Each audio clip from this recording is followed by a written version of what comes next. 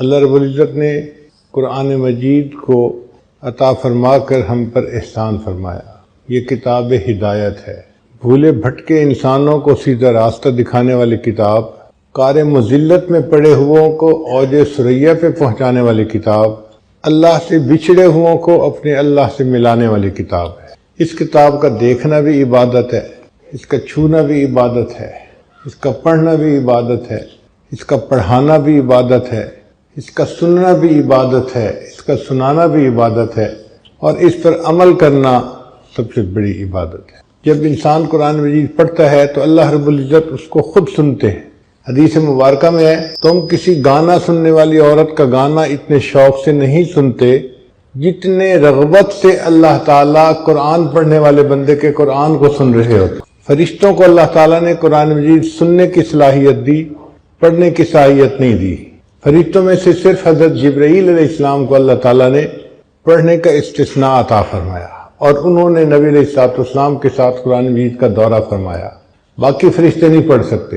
اب جو کام انسان خود نہ کر سکتا ہو، کوئی دوسرا کر رہا ہو تو تعجب سے انسان دیکھتا ہے۔ جب کوئی قرآن پڑھتا ہے تو فرشتے وہاں بھاگے آتے ہیں، اکٹھے ہو جاتے ہیں، ایک دوسرا تیسرا چوتھا۔ آپ یوں سمجھیں کہ فرض کرو یہاں قاری عبدالباسط عبدالصمد قرآن مجید پڑھ رہے ہیں، اب جو لوگ بھی سنیں گے نا وہ سب اکٹھے ہونے شروع ہو جائیں گے اور ایک بڑا مجمع لگ جائے گا۔ بالکل اسی طرح جب کوئی بھی قرآن مجید پڑھتا ہے، مرد ہو یا عورت ہو، تو فرشتے اکٹھے ہونے شروع ہو جاتے ہیں، حتیٰ کہ فرشتوں کا اس بندے کے سر سے لے کے آسمان تک ایک مجمع لگ جاتا ہے، اور وہ فرشتے اس بندے سے محبت کرتے ہیں۔ حدیث مبارکہ میں ہے کہ ان کو اس کا پڑھنا اتنا اچھا لگتا ہے کہ فرشتہ اس قاری کے لبوں پر آ کر اپنے لب رگا دیتا ہے، یعنی اس کے لبوں کو بوسہ دیتا ہے۔ قرآن مجید کا پڑھنا ان فرشتوں کے نزدیک اتنا اعلیٰ عمل ہے، اور اللہ تعالیٰ اس بندے کے قرآن مجید کا جواب بھی دیتے ہیں۔ چنانچہ بندہ پڑھتا ہے الحمدللہ رب العالمین، اللہ رب العزت خود جواب دیتے ہیں اس کو، حمدنی عبدی، میرے بندے نے میری حمد بیان فرمائی۔ پھر وہ اگلی آیت پڑھتا ہے، اللہ تعالیٰ اس کو بھی جواب دیتے ہیں۔ ایک ایک آیت قاری پڑھتا جاتا ہے اور اللہ تعالیٰ اس کا جواب دیتے جاتے ہیں، اور یوں قرآن مجید کی تلاوت مکمل ہوتی ہے۔ آپ غور کیجئے وہ کیسی کیفیت ہوگی کہ جس میں بندہ پڑھ رہا ہے اور اللہ رب العزت جواب دے رہے ہیں۔ اس لیے قرآن مجید کا پڑھنا ایک بہت ہی عظیم عمل ہے۔ امام اعظم امام عاصم کوفی رحمۃ اللہ علیہ، شاید ان کا یہ واقعہ ہے جو میری یادداشت میں ہے، ممکن ہے کسی اور قاری کا ہو۔ وہ مسجد نبی میں قرآن مجید پڑھاتے تھے، مگر ان کے منہ سے بہت خوشبو آتی تھی۔ سارے شاگرد حیران، حضرت الائچی استعمال کرتے ہیں یا کوئی اور خوشبو استعمال کرتے ہیں کہ منہ سے اتنی خوشبو آتی ہے۔ چنانچہ ایک طالب علم ان کے پیچھے لگ گیا، حضرت آپ بتائیں کیا استعمال کرتے ہیں، خوشبو بہت آتی ہے۔ وہ بار بار کہتے بھئی میں کچھ منہ میں نہیں ڈالتا، حضرت خوشبو بہت آتی ہے، بھئی میں کچھ نہیں ڈالتا۔ اب کچھ بچے ہوتے ہیں نا لسوڑا ٹائپ، چپک ہی جاتے ہیں، وہ بھی اسی طرح کا تھا، لگا رہا۔ حضرت آخر کوئی تو وجہ ہے، آخر یہ خوشبو کیوں آتی ہے؟ تو جب اس نے اصرار کے ساتھ پوچھا تو حضرت نے فرمایا کہ مجھے ایک رات خواب میں نبی علیہ السلام کی زیارت نصیب ہوئی۔ اللہ کے حبیب صلی اللہ علیہ وسلم نے فرمایا کہ عاصم، تم میری مسجد میں قرآن پڑھانے میں مشغول رہتے ہو، لاؤ میں تمہارے لبوں کو بوسہ دوں۔ جس دن سے نبی علیہ السلام نے میرے لبوں کو بوسہ دیا، اس وقت سے میرے منہ سے خوشبو آ رہی ہے۔ تو قرآن مجید کا پڑھنا اللہ رب العزت کے ہاں بڑا مرتبہ رکھتا ہے۔ انسان قرآن مجید کو پڑھے تو محبت کے ساتھ، شوق کے ساتھ۔ ایک بات ذہن میں رکھیے کہ قرآن مجید کی محبت جس دل میں موجود ہوگی وہ بندہ ہمیشہ ہدایت پر رہے گا، وہ کبھی گمراہ نہیں ہو سکتا۔ میں آج آپ کو دو واقعات سناتا ہوں، ایک نوجوان لڑکے کے اور ایک نوجوان لڑکی کا واقعہ۔ امریکہ میں ایک نوجوان انجینئر تھا اور بڑی ٹھاٹھ کی زندگی گزار رہا تھا۔ کسی انگریز لڑکی کے ساتھ اس کا تعلق بن گیا۔ اب وہ لڑکی اتنی حور پری قسم کی چیز تھی کہ لڑکا چاہتا تھا کہ بس کچھ بھی ہو میری اس سے شادی ہو جائے۔ لڑکی نے کہا کہ میرے والدین عیسائی ہیں، مجھے ان سے بات کرنی پڑے گی۔ جب اس نے اپنے والدین سے بات کی کہ یہ لڑکا شادی کا خواہش مند ہے، تو ماں باپ نے کہا کہ ہاں ہم کچھ شرائط پر شادی کرنے کے لیے تیار ہیں۔ پہلی شرط یہ کہ یہ لڑکا اپنے ماں باپ کو چھوڑ دے، مسلمان دوستوں کو چھوڑ دے اور ہمارے معاشرے میں آ کر ہمارے ساتھ رہے، جو کچھ ہم کھائیں پیئیں یہ بھی کھائے پیئے، اور ہفتے میں ایک دن ہمارے ساتھ عبادت خانے میں جائے، گرجا میں جائے۔ اگر یہ ان تمام شرائط کو منظور کرتا ہے تو ہم شادی کے لیے تیار ہیں۔ وہ لڑکا اس لڑکی کے محبت میں اتنا اندھا ہو گیا تھا کہ اس نے تمام شرائط مان لی، اپنا گھر چھوڑ دیا، اپنے دوست چھوڑ دیے، کافروں کے محلے میں جا کے اس نے گھر لے لیا اور اس لڑکی کے ساتھ اس نے شادی کر لی۔ وہ آدمی کہتا ہے کہ میں بس اپنی شہوات کو پورا کرنے میں لگا ہوا تھا، نہ میں نماز پڑھتا تھا نہ کچھ اور کرتا تھا، صرف ایک کام تھا میرے اندر کہ میرے گھر کا جو دروازہ تھا اس کے سامنے دیوار کے اوپر کچھ الماری بنی ہوئی تھی، اس میں کتابیں رکھی ہوئی تھیں، اور ان کتابوں میں ایک اللہ کا قرآن بھی رکھا ہوا تھا۔ میں گھر میں آتے جاتے اس کے اوپر نظر ڈالتا اور اپنے دل میں اپنے آپ کو ملامت کرتا کہ تو نفس کا پجاری ہے، نفس کا بندہ ہے، تو نے اپنے نفس کی خاطر سب کو چھوڑ دیا، لیکن یہ قرآن میرے اللہ کا کلام ہے۔ میں اس قرآن مجید پر محبت کی نظر ڈالتا تھا، صرف محبت کی نظر، پڑھتا نہیں تھا، آتے جاتے محبت سے دیکھتا تھا۔ بس کئی سال اسی طرح گزر گئے۔ ایک دن میں دفتر سے واپس آیا تو میں نے دیکھا کہ اس جگہ پر قرآن مجید نہیں پڑھا ہوا، تو میں نے اپنی وائف سے پوچھا کہ یہاں ایک سبز رنگ کی کتاب تھی، اس کا کیا بنا؟ اس نے کہا میں نے کتابوں کی صفائی کی، جن کتابوں کو نہ آپ پڑھتے ہیں نہ میں پڑھتی ہوں، میں نے ان کتابوں کو نکال کے باہر ردی کے ٹوکرے میں پھینک دیا ہے۔ وہ کہتے ہیں کہ جب میں نے سنا کہ اللہ کے قرآن کو ٹریش کین میں اس نے پھینک دیا تو میں فوراً بھاگا اور میں نے ٹریش کین کو اٹھایا اور میں نے اس کو چوما کہ بے ادبی ہو گئی۔ وہ مجھے دیکھ رہی تھی۔ اس نے کہا کہ تجھے کیا ہوا، کیا ہو گیا، کیوں جذباتی ہو رہا ہے؟ میں نے کہا تجھے نہیں پتا یہ قرآن ہے، اللہ کا کلام ہے۔ اس نے کہا اچھا ابھی بھی تمہارے اندر اسلام کی کوئی رمق باقی ہے؟ میں جاتی ہوں، میں ابھی اپنے ماں باپ کو بتا کے آتی ہوں۔ چنانچہ وہ لڑکی تو اپنے ماں باپ کو بتانے چلی گئی اور یہ لڑکا اسی وقت قریبی مسجد میں آ کے اپنے اللہ کو منانے آ گیا۔ قرآن مجید پر محبت کی نظر ڈالنے کی وجہ سے اللہ نے اس کے ایمان کی حفاظت فرما لی۔ پھر اس نے توبہ کی، اس لڑکی کو طلاق دی اور کسی مسلمان لڑکی سے شادی کی اور بقیہ زندگی اس نے نیکی کے اوپر گزاری۔ تو قرآن مجید کی محبت اگر دل میں ہے اور ایک بندہ کچھ بھی اور عمل نہیں کرتا، صرف محبت کی نظر قرآن پہ ڈالتا ہے، یہ محبت کی نظر ڈالنا بھی اس کے لیے ہدایت کا سبب بن جاتا ہے۔ ایک ہندو لڑکی کا واقعہ، چھوٹی بچی تھی 3-4 سال کی، وہ اپنی ایک کلاس فیلو کے گھر کھیلنے جاتی تھی، جیسے چھوٹے بچے ایک دوسرے کے گھر کھیلنے چلے جاتے ہیں۔ جس بچی کے گھر کھیلنے جاتی تھی وہ مسلمان تھی اور اس کی والدہ اپنے گھر میں بچیوں کو قرآن پڑھاتی تھی۔ چنانچہ اس کی کلاس فیلو لڑکی کچھ دیر کھیلتی اور پھر اس کی والدہ اس کو قرآن پاک پڑھنے کے لیے بلا لیتی۔ اس کا دل چاہتا کہ میں ابھی گھر نہ جاؤں تو یہ اس کے ساتھ قرآن پاک پڑھنے بیٹھ جاتی۔ ہندو لڑکی ہے، ہندو گھرانے کی، اس نے ابتدائی قاعدہ بھی پڑھ لیا، پھر باقاعدہ قرآن مجید اپنی کلاس فیلو کے ساتھ پڑھنا شروع کر دیا۔ ماں باپ کو کچھ خبر نہیں۔ جب مسلمان لڑکی نے ناظرہ قرآن پاک پڑھنا مکمل کیا تو اس نے بھی مکمل پڑھ لیا۔ پھر ایک وقت آیا کہ یہ بچی جوان ہو گئی۔ ماں باپ نے اس لڑکی کی شادی ہندوؤں میں ایک ایسے نوجوان سے کی جو بہت متشدد ہندو تھا، بہت متشدد تھا، وہ مسلمانوں کا نام سننا ہی پسند نہیں کرتا تھا۔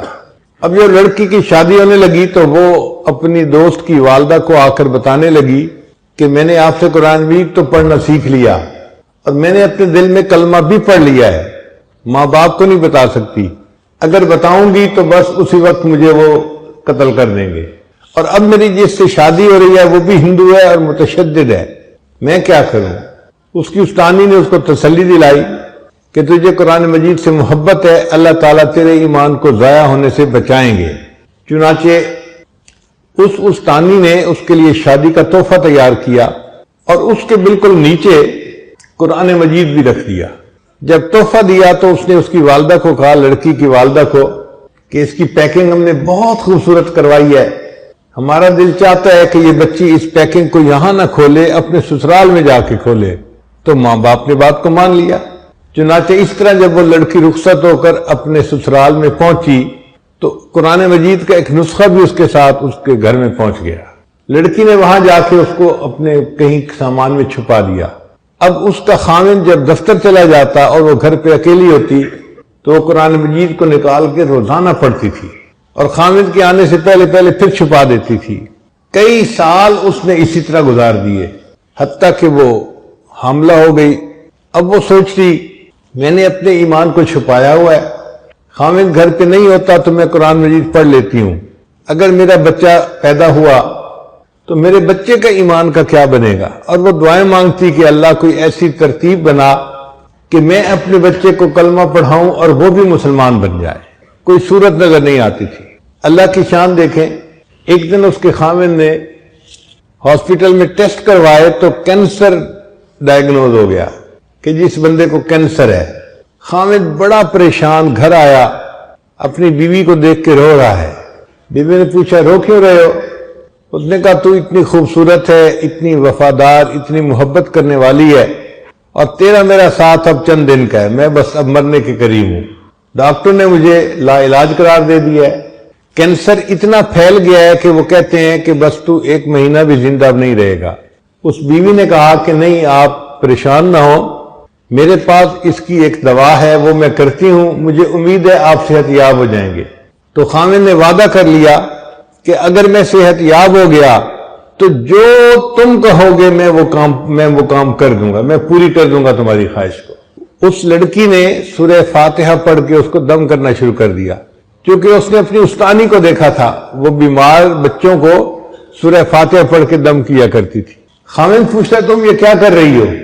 وہ کہتی کہ میں تمہارا علاج کر رہی ہوں، تمہارا میرا وعدہ ہے اگر تم صحت مند ہو گئے تو بس میری بات کو مانو گے۔ تو خاوند نے اس سے مزید پوچھنا چھوڑ دیا کہ تم کیا کرتی ہو کیا نہیں کرتی۔ اللہ کی شان، 1 مہینہ وہ لڑکی اس کو سورہ فاتحہ پڑھ کے دم کرتی رہی۔ پھر مہینے کے بعد جب ٹیسٹ کروائے تو ڈاکٹر نے کہا کہ آپ کو تو کبھی زندگی میں کینسر کا نشان تک نہیں تھا، اللہ نے اس کو صحت عطا فرما دی۔ اب جب رپورٹیں بالکل کلیئر آ گئیں، خاوند نے بیوی کو کہا کہ میں اپنا وعدہ پورا کرتا ہوں، بتاؤ کیا کہتی ہو؟ اس نے کہا کہ آپ کلمہ پڑھو مسلمان ہو جاؤ۔ انہوں نے پوچھا تم یہ بات کیوں کر رہی ہو؟ پھر لڑکی نے اپنی پوری سٹوری سنائی کہ میں اپنی کلاس فیلو کی وجہ سے مسلمان عورت کے گھر میں جاتی تھی اور میں نے وہاں سے قاعدہ پڑھا، قرآن پاک پڑھنا سیکھا اور میں دل میں مسلمان ہو گئی تھی، اور جب آپ دفتر چلے جاتے تھے تو میں پیچھے قرآن پاک کی تلاوت کرتی تھی اور میں دعا کرتی تھی کہ اللہ کرے کہ آپ بھی مسلمان ہو جائیں اور میری ہونے والی اولاد بھی مسلمان ہو۔ اب آپ میری بات کو مانیں، آپ نے وعدہ کیا ہوا ہے۔ اللہ کی شان کہ اس نوجوان نے کلمہ پڑھا، وہ بھی مسلمان ہو گیا۔ پھر اس عورت کے ہاں بیٹا ہوا، اس نے اپنے بیٹے کو بھی کلمہ سکھایا۔ اب یہ میاں بیوی اور بیٹا سب مسلمان کلمہ پڑھنے والے۔ ان کو ڈر یہ تھا کہ ہم اگر اظہار کر دیں گے تو ہمارے برادری والے ہمیں زندہ نہیں چھوڑیں گے۔ خاوند نے کہا فکر نہ کرو، میں اس کا بندوبست کرتا ہوں۔ اس نے اپنی جاب کے لیے سعودی عرب اپلائی کیا اور اللہ نے اس کو ایک اچھی جاب عطا فرما دی۔ چنانچہ یہ اپنی بیوی اور بچے کو لے کے سعودی عرب چلا گیا اور باقی زندگی اس نے سعودی عرب میں مسلمان بن کے گزاری۔ یہ قرآن مجید کی تلاوت بھی کرتا تھا اور وہاں 5 وقت کی نمازیں بھی پڑھتا تھا۔ قرآن مجید کی محبت نے اس لڑکی کے ایمان کو بچا لیا۔ قرآن مجید کہف ہے، جیسے اصحاب کہف کے ایمان کو اللہ نے کہف کے اندر محفوظ فرما لیا تھا، قرآن مجید بھی کہف ہے، جو اس سے محبت کرے گا اس کا ایمان محفوظ رہے گا۔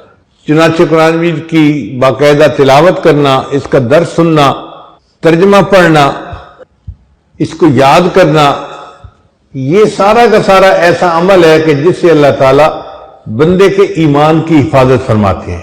یہ کتاب ہدایت ہے، بندے کو ہدایت نصیب ہوتی ہے۔ آپ اگر رکشے کو دیکھیں نا تو دیکھتے ہی پتہ چلتا ہے کہ یہ ایک ایسی مشین ہے جو بچوں، عورتوں کو، مردوں کو محلے کے ایک حصے سے لے کے دوسرے حصے تک پہنچا دیتی ہے۔ بس کو دیکھیں تو فوراً خیال آتا ہے یہ مسافروں کو ایک شہر سے لے کے دوسرے شہر تک پہنچا دیتی ہے۔ اگر آپ ٹرک کو دیکھیں تو خیال آتا ہے کہ یہ سامان ایک شہر سے دوسرے شہر پہنچاتا ہے۔ کرین کو دیکھیں تو فوراً ذہن میں خیال آتا ہے کہ یہ وہ مشین ہے جو بوجھ کو نیچے سے اٹھا کر اوپر رکھ دیتی ہے۔ قرآن مجید کو دیکھیں، فوراً دل میں یہ خیال آئے کہ یہ وہ کتاب ہے جو گرے ہوئے انسان کو اٹھا کر عرش کی بلندیوں تک پہنچا دیتی ہے. ان اللہ یرفع بہذا الکتاب اقواما، اللہ تعالیٰ اس کتاب کے ذریعے سے قوموں کو عزتیں عطا فرما دیتے ہیں، قوموں کو بلندی عطا فرما دیتے ہیں. جو بندہ جتنی ذلت کی زندگی گزار رہا ہو، قرآن مجید سے محبت کرے اور اس کو پڑھنا شروع کرے اور پھر دیکھے اللہ تعالیٰ کس طرح اس کو عزتوں کا تاج عطا فرماتے ہیں. یہ عزتیں دینے کے لیے آیا ہے، گرے ہوئے انسانوں کو اٹھانے کے لیے آیا ہے. قرآن عظیم الشان. سیدنا عمر رضی اللہ عنہ کے زمانے آپ اپنے فوجیوں کو لے کے مکہ مکرمہ میں ایک پہاڑی کے اوپر چڑھ رہے ہیں. ایک جگہ ٹرن لیتے ہوئے آپ رک گئے اور نیچے وادی میں دیکھنا شروع کر دیا. اب دوپہر گرمی کا وقت ہے، سب لوگ پسینے میں شرابور، اور امیر المومنین کھڑے ہیں، ان کی وجہ سے باقی لوگ بھی کھڑے ہیں. کسی نے پوچھا امیر المومنین خیریت تو ہے؟ آپ کی وجہ سے اتنے لوگ دھوپ میں کھڑے ہیں. تو عمر رضی اللہ عنہ نے فرمایا کہ ہاں یہ وہ جگہ ہے جہاں میں اپنے کفر کی حالت میں اونٹوں کو چرانے کے لیے آتا تھا اور مجھے اونٹ چرانے نہیں آتے تھے، تو میرا والد خطاب مجھے ڈانٹتا تھا، مارتا تھا، عمر تو بھی کیا زندگی گزارے گا، تجھے تو اونٹ چرانے بھی نہیں آتے. ایک وہ زمانہ تھا کہ عمر کو اونٹ چرانے نہیں آتے تھے، اور آج اسلام اور قرآن کی برکت سے اللہ نے عمر کو امیر المومنین بنا دیا ہے.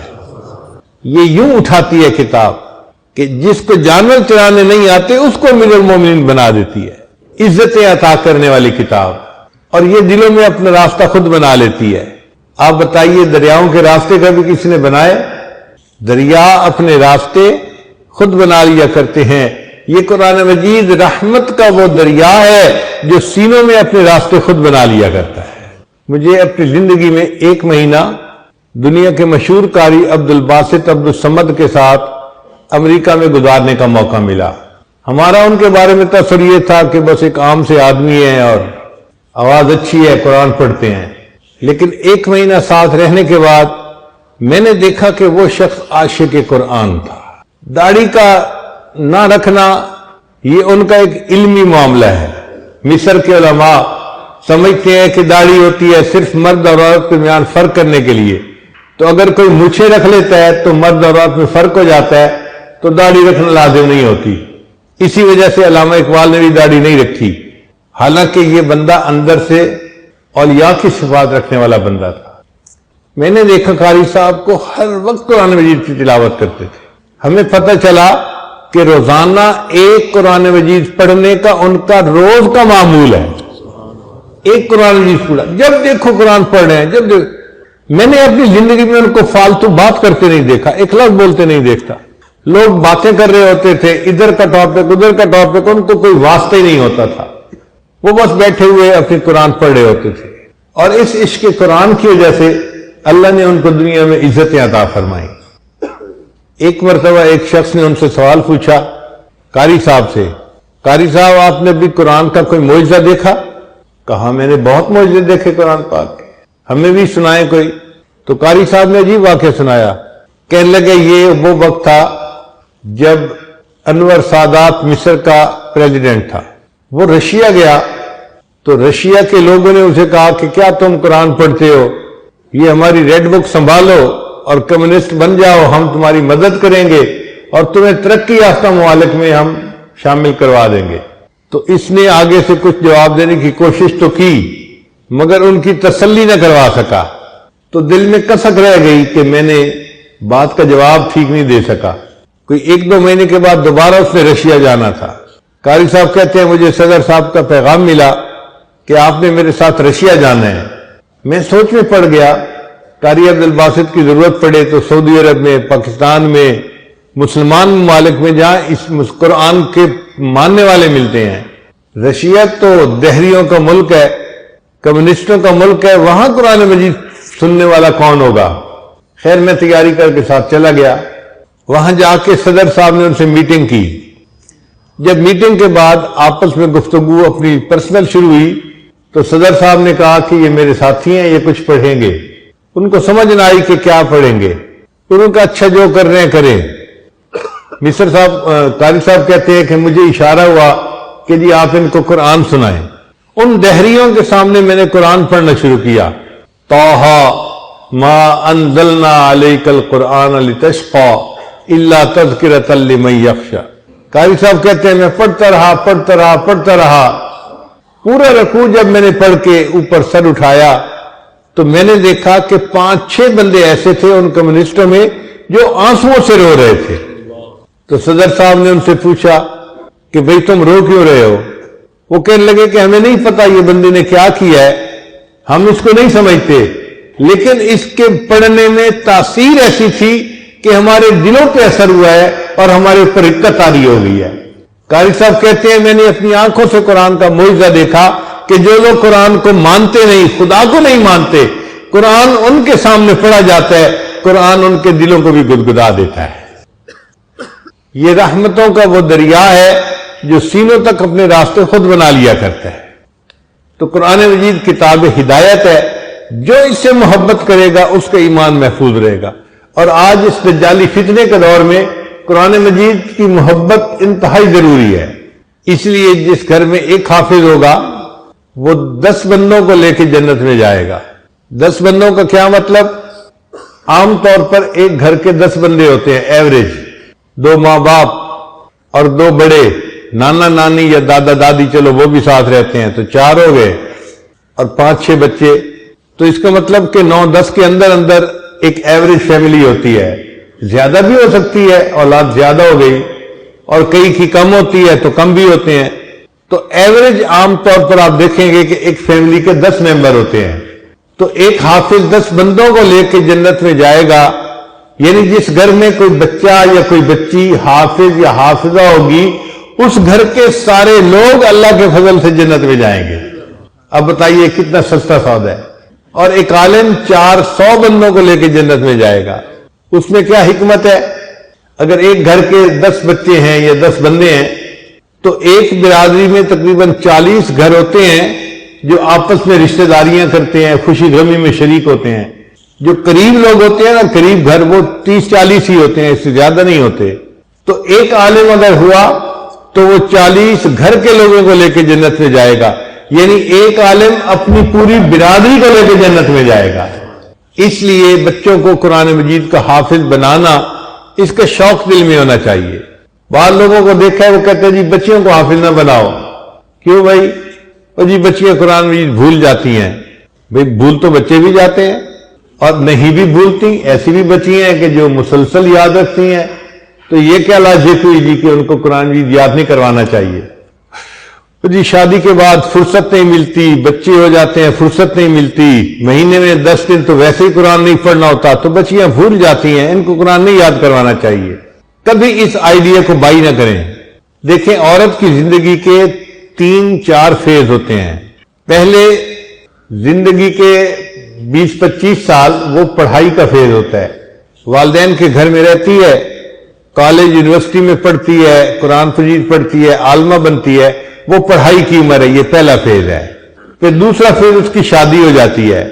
اب شادی کے بعد اس کی اولاد ہوتی ہے، بچے ہوتے ہیں، یہ فیملی بنانے کا فیز ہے عورت کے لیے۔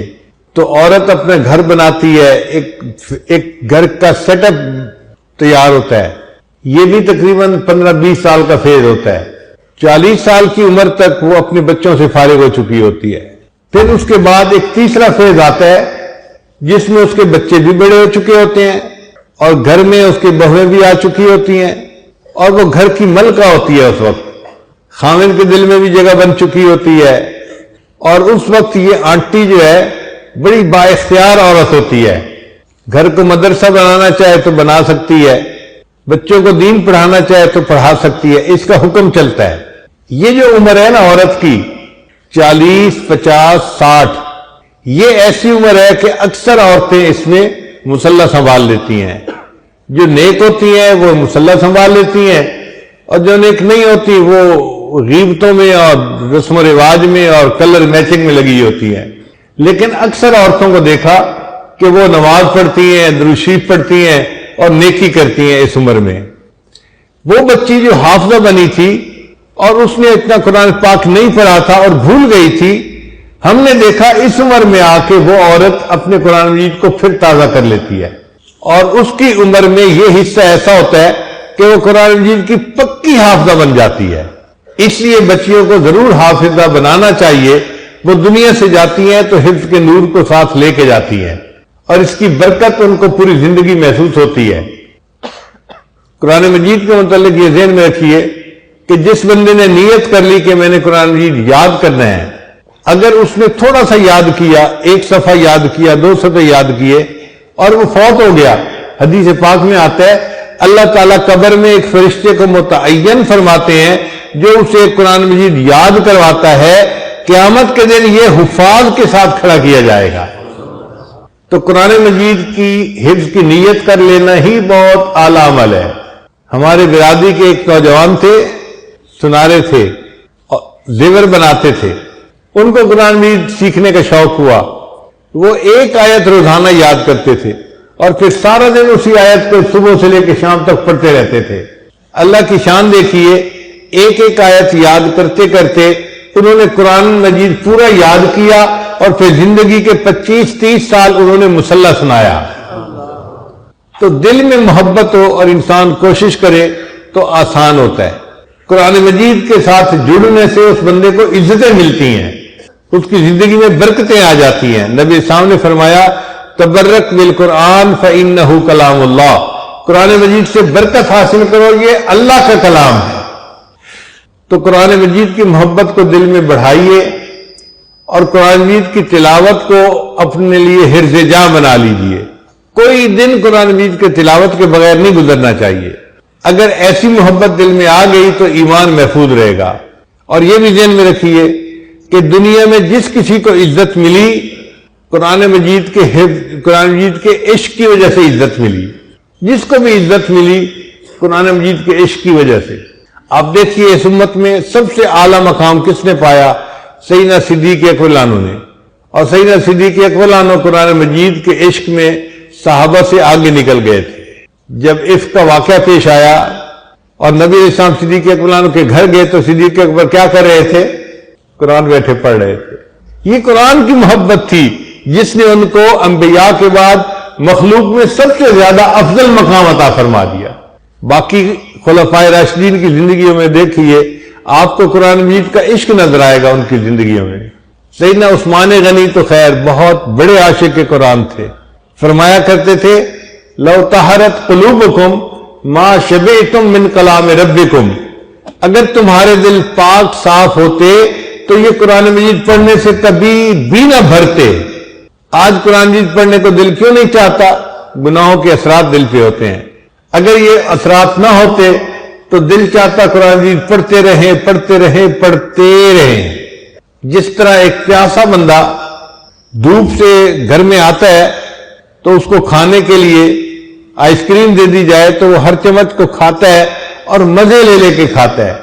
اسی طرح اللہ والوں کے دل میں قرآن مجید کی ایسی محبت ہوتی ہے وہ اس کی ایک ایک آیت کو پڑھتے ہیں اور ہر آیت کے پڑھنے پر قرآن مجید کے ان کو مزے آ رہے ہوتے ہیں.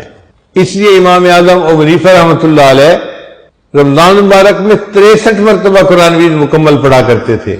ایک دن میں اور ایک رات میں 60 ہو گئے اور 3 تراویح کے اندر تو 63 قرآن مجید کا معمول تھا. اور امام اعظم کو یہ جو بڑا مرتبہ ملا یہ اسی عشق قرآن کی وجہ سے ملا. امام شافعی رحمۃ اللہ علیہ عاشق قرآن تھے. اپنے بارے میں خود فرماتے ہیں کہ میں مکہ مکرمہ سے مدینہ گیا اور مجھے راستے میں 16 دن لگے اور 16 دن میں نے 16 مرتبہ قرآن مجید مکمل پڑھ لیا. ہمیں عجیب لگتا ہے ایک قرآن مجید روز پڑھ لینا، مگر ہمارے مشائخ میں سے بہت سارے ایسے تھے جن کا یہ معمول رہا. اس وقت ہمارے ساتھ جو تعلق رکھنے والے لوگ ہیں ان میں سے 4 خواتین ایسی ہیں جن کا قرآن مجید روز پڑھنے کا معمول ہے. وہ زندگی اس طرح گزار رہی ہیں. فون پہ انہوں نے بتایا کہ جی ہم فجر کا ناشتہ کرنے کے بعد مصلی پہ بیٹھ جاتی ہیں اور قرآن پاک پڑھنے لگ جاتی ہیں اور مغرب سے پہلے قرآن مجید کو پڑھ کے ہم دعا کر لیتی ہیں. ان میں 3 عورتیں تو چلو 40-50 کی عمر میں تھیں، بڑی عمر کی تھیں، لیکن ایک نوجوان لڑکی تھی اس کی عمر صرف 32 سال تھی. وہ بھی ایک قرآن مجید پڑھتی ہے اور آسٹریلیا میں رہتی ہے. اس کے خاوند نے واقعہ سنایا کہ میری بیوی کو کینسر ڈائیگنوز ہوا اور وہ اتنا پھیل چکا تھا کہ ڈاکٹر نے مجھے کہا کہ 1 مہینے کے اندر اندر تمہاری بیوی کی موت ہو جائے گی، اب تم فیصلہ کر لو تم نے اس ملک میں رہنا ہے یا اپنے ملک واپس جانا ہے۔ کہنے لگے میں نے اپنی بیوی کو بتا دیا کہ بھئی آپ کو کینسر ہے۔ اس اللہ کی بندی نے قرآن مجید کی تلاوت شروع کر دی، ہر وقت قرآن پڑھتی رہتی۔ کہنے لگا کہ کینسر کے مریض کو دردیں بھی بہت ہوتی ہیں، کینسر کی وجہ سے بہت مشکل ہوتا ہے اس کا وقت گزارنا۔ اس اذیت ناک بیماری میں بھی وہ ایک قرآن مجید روز پڑھتی رہتی تھی۔ ہم نے ان کے ہاں صبح کا ناشتہ کیا تو اس نے کہا جی کہ آج میری بیوی کو 4 سال گزر گئے ہیں اور وہ ایک قرآن مجید روز پڑھ رہی ہے، اس کی زندگی کا معمول بن چکا ہے۔ 32 سال کی نوجوان لڑکی ہے اور ایک قرآن مجید روز پڑھنے کا معمول ہے اس کا بھی۔ 5 انگلیاں برابر نہیں ہوتی، ہم اگر نکمے ہیں تو ہر کوئی نکمہ نہیں ہے۔ لوگ قرآن مجید سے ایسی محبت کرتے ہیں کہ پورا قرآن روز پڑھتے ہیں، تو کتنی عجیب بات ہے کہ ہم ایک پارہ بھی روز نہیں پڑھتے۔ کتنے لوگ ایسے ہیں جو روز اخبار پڑھتے ہیں۔ ہم قرآن مجید کو اتنا تو درجہ دینا کہ روزانہ 1 پارہ ضرور پڑھیں۔ ہمارے حضرت فرماتے تھے 1 پارہ نہیں پڑھ سکتے تو چلو آدھا صحیح پڑھیں تو صحیح نا، قرآن مجید کھولیں تو صحیح، اس سے محبت کا اظہار تو کریں۔ تو قرآن مجید کا ادب کرنا، اس کے ساتھ محبت رکھنا، یہ بندے کے لیے عزتوں کا سبب ہے۔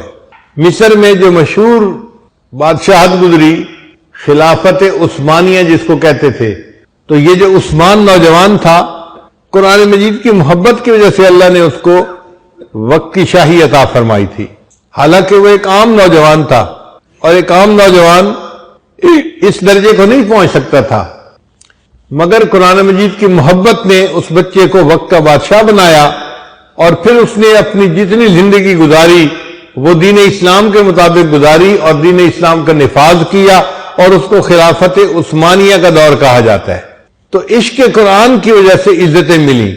امام اعظم کو اللہ نے عزت دی، امام شافعی کو عزت دی، باقی ائمہ بھی وہ تھے جو عاشق قرآن تھے، عزتیں ملی ان کو۔ قریب کے زمانے میں حضرت حاجی امداد اللہ مہاجر مکی رحمۃ اللہ علیہ کو اللہ نے ایسی قبولیت عطا فرمائی کہ ان کے ذریعے سے یہ فیض دنیا میں بہت زیادہ پھیلا۔ ان کو یہ مرتبہ کیسے ملا؟ ان کے شیخ جو تھے میاں جی نور محمد جھنجھانوی رحمۃ اللہ علیہ عاشق قرآن تھے۔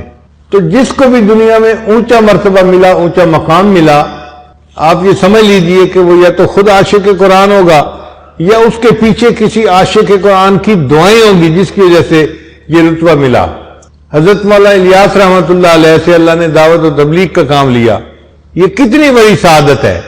ان کے والد جو تھے وہ عاشق قرآن تھے، بچوں کو قرآن پڑھایا کرتے تھے، اور یہ اس والد کی دعا تھی کہ اللہ نے ان کے بیٹے کو اتنے عظیم مقصد کے لیے قبول فرما لیا۔ سید عطا اللہ شاہ صاحب بخاری رحمۃ اللہ علیہ، آج بھی ان کا نام لیا جاتا ہے۔ اللہ نے ان کو کیوں عزتوں سے نوازا؟ عاشق قرآن تھے، قرآن مجید پڑھتے تھے، بندے کا دل موہ لیا کرتے تھے۔ ایک مرتبہ علی گڑھ کالج میں ان کا پروگرام رکھا گیا، وہاں پہ 2 مختلف جماعتیں تھیں، ایک ان کے موافق تھی اور دوسری ان کے مخالف تھی، مگر مخالف جماعت کا زور زیادہ تھا۔ انہوں نے فیصلہ کیا کہ ہم نے عطا اللہ شاہ صاحب کو تقریر نہیں کرنے دینی۔ چنانچہ جب ان کو سٹیج پہ بلایا گیا کہ شاہ صاحب آئیں تقریر کریں، تو وہ طلباء کھڑے ہو گئے اور انہوں نے نعرے بازی شروع کر دی، ہلڑ بازی شروع کر دی کہ ہم نے بیان نہیں سننا، نہیں سننا، بہت شور مچایا۔ حضرت شاہ صاحب مائک پہ تشریف لائے اور طلباء کو فرمایا کہ عزیز طلباء، مجھے تقریر کے لیے بلایا گیا ہے اور آپ کہتے ہیں کہ ہم نے تقریر نہیں سننی۔ میں آپ کی بات مان لیتا ہوں، میں تقریر نہیں کرتا، مگر میں اتنا سفر کر کے آیا ہوں، تو کیا آپ مجھے اجازت دیتے ہیں میں آپ لوگوں کو ایک قرآن مجید کا رکوع سنا دوں؟ اب اس بات پہ طلباء کے اندر 2 دھڑے بن گئے۔ بعض کہتے تھے ہم نہیں سننا، دوسرے کہتے تھے قرآن نہیں سننا، یہ کیا بات ہوئی؟ چنانچہ سننے والے لوگ غالب آ گئے اور ان کا جی حضرت آپ قرآن سنائیے۔ حضرت شاہ صاحب نے ایک رکوع کی تلاوت فرمائی اور قرآن مجید کی تاثیر ایسی تھی کہ پورے مجمع کے دل جو تھے اس سے متاثر ہوئے۔ رکوع مکمل کرنے کے بعد حضرت نے فرمایا کہ میں سامعین سے یہ پوچھتا ہوں، اگر اجازت دے تو میں نے جو رکوع پڑھا ہے میں اس کا کچھ ترجمہ آپ کے سامنے پیش کر دیتا ہوں۔ مجمع کا بہت اچھا، اور حضرت شاہ صاحب نے 3 گھنٹے تقریر فرمائی۔